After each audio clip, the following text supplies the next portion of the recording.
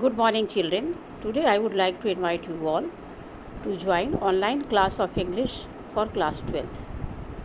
Dear students, today you are going to learn the second chapter of Flamingo book Lost Spring, which has been composed by Enis Jung. First of all, I would like to introduce you about the author Enis Jung. That Enis Jung is a famous story writer and she utters destitution of rag pickers of Simapuri and bangle makers of Firozabad. It sensitizes the readers to step forward to save the childhood of beautiful human life so that many children would be able to avail the opportunities to realize their dreams. My dear children, as already you know, that poor children of the country are deprived from schooling due to extreme poverty. They suffer from hunger, starvation, exploitation, insecurity of life, poor health, and all.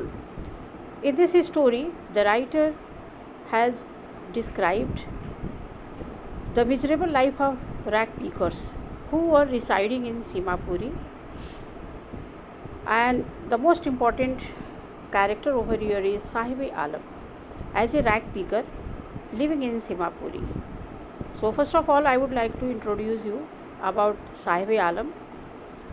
His name sounds Lord of Universe, but ironically, he earns living by rag picking.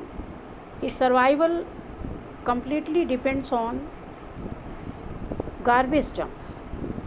So this way, all the rag pickers of Simapuri, they used to pick up the rags as source of survival and survive.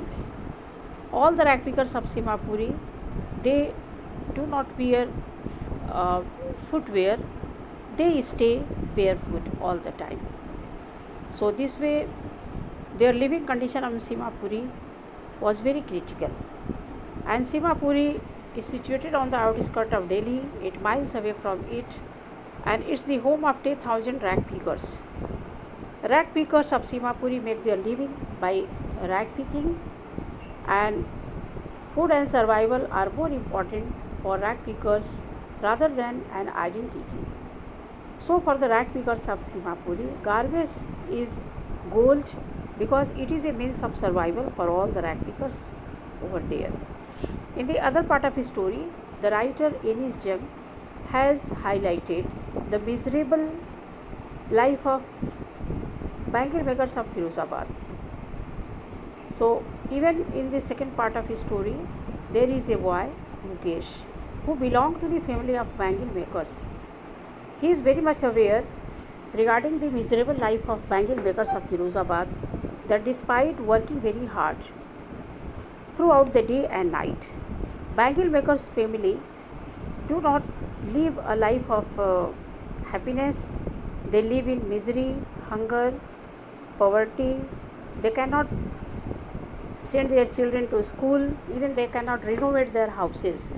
So this way all the bangle makers of Firozabad, they are caught in the vicious circle of sahukar, politicians, middleman, etc.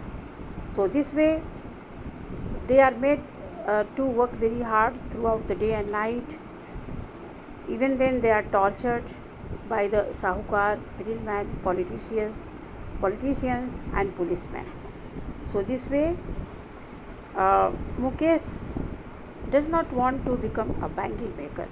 So he is having a dream to become a motor mechanic, and he wants to break the lineage of bangle makers.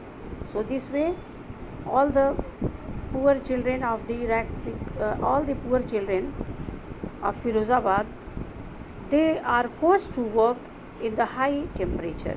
They work in a dingy small cell where there is no supply of air and light. So this way it causes severe damage to their eyesight, as well as they get into some more health issue. So over here in the next part you are going to learn that what are the problems and dangers of working in glass bangle factory. So the workplace of the glass bangle factory is a small and dingy cell.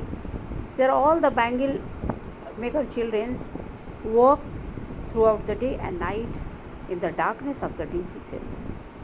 So long working hours in front of hot furnaces they have to go through. Boys and girls assist parents in the dim light of flickering oil lamp, and their eyes get more adjusted to dark than light. Even dust from polishing bangles affecting their eyes, skin and health. So this way the life of poor bangle maker children is exploited by money lenders, police, bureaucrats, politicians, and even they have a fear of being treated by the policeman. All the bangle makers, they have fear of being tortured, punished by the police also. So this way they live in a state of intense poverty. All the bangle makers, they live in a state of intense poverty. And even the bangle makers, they live in a stinky lanes. Their surrounding is full of garbage, and all the time it is stink very badly. The area is overcrowded. It's a place with human and animals. So in Simapuri, 10,000 rag pickers survive for their survival. And in this story, the most important character is Sahib Alam, who was a rag picker, and he was unaware about the meaning of his name, that it sounds Lord of Universe. So this way, at a glance, you have come across the short summary. You are going to have short answer type question with a bit discussion. The first question is, what is the irony in the name of Sahibe? Over here, you could see the descriptions, key answer, that Sahib Alam means Lord of the Universe, but Sahib was oblivious of what it meant. He was not at all knowing the meaning of his name.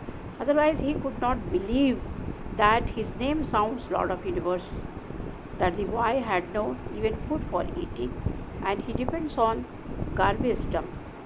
Contrary to what his name represented, he roamed the street with his friends, an army of barefooted boys scrounging in the garbage heaps to make both ends meet. Second question, discussion will help you to comprehend the story very much. Why have the rag pickers settled in Simapuri? Because several families like Sahib Alam family have been the victim of nature's fury.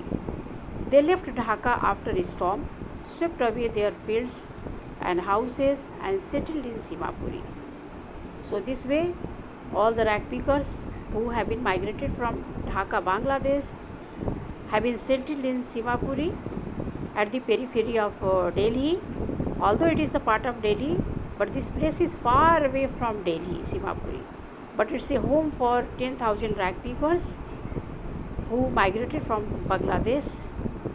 Second question is Sahib happy working at the tea stall? You have to explain this. As already you know in the beginning of the story, Sahib Alam, he used to scrounge over the garbage dump to find out means of survival. Even sometimes he find the money. Although he was very much interested to go to the school, but due to poverty, he was deprived from schooling. And as he was struggling for his survival, as he depended on garbage dump, later on he got the opportunity to join a tea stall. So since he joined the tea stall, over here the question arises whether Sahib was happy working at the tea stall. So the fact is that Sahib is not at all happy working at the tea stall. Even then he is paid more and given his meal. Although he earned 800 rupees and all his meal, but even then he is not happy because he is no longer his own master, and his steel canister seems to be heavier than the plastic bag. Earlier as a rag picker, he was carrying his own plastic bag, which seems very light because it belongs to him. Later on, since he joined the tea stall, he started carrying steel canister to bring the milk from milk booth. So he was working for his master, so the steel canister seems very heavy in comparison of the plastic bag. And moreover, Sahib Alam has lost his freedom and happiness. So this way, some more additional questions are there. Garbage is gold for rag pickers. How? You have to elaborate this point, that how garbage is gold for rag pickers.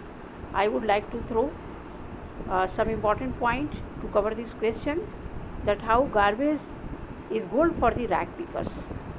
As over here the writer has used hyperbole just to let the garbage sound better than it really is.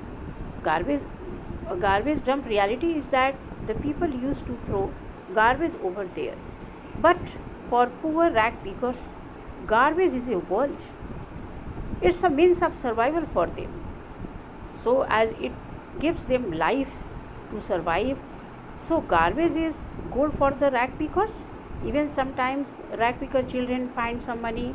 They think that garbage is a wonderful place where they could find money sometimes. Next question is, describe the living conditions in Simapuri. So the conditions of all the rag pickers living in Simapuri was really miserable, because animals and rag pickers family both coexist together.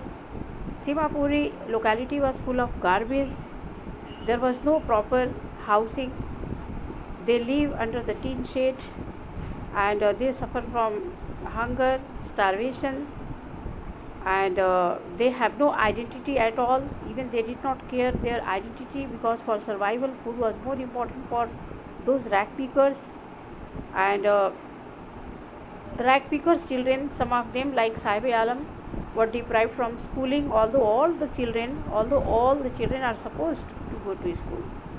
But due to poverty and unavailability of school in their locality, children could not go to school.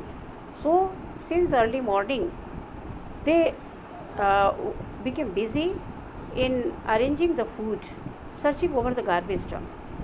So this way the condition of Simapuri was very miserable. Next question is, what does the little lost spring convey? What does the title Lost Spring convey over here? Already you know that lost spring is referred to the childhood stage, which is called golden stage of the children, full of freedom, happiness, enjoyment, carefree spirit of children. But for poor rag pickers and poor bangle maker children, childhood is lost. That golden stage, that lost is that spring stage is lost into the poverty struggle. So since childhood, all the poor children, they start struggling for their survival, searching for food, earning for food.